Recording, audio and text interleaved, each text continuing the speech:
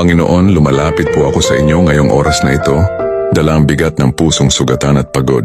Kayo po ang nakakakita ng mga luha na hindi nakikita ng iba at nakakaramdam ng sakit na hindi namin kayang sabihin.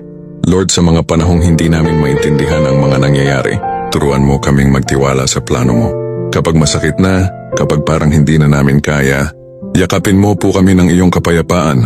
Gabayan mo kami, Panginoon, na sa halip na magtanim ng galit, ay matutong magpatawad. Sa halip na mawala ng pag-asa, ay matutong umasa muli. At sa halip na tumingin sa sakit ay tumingin sa pag-ibig mo.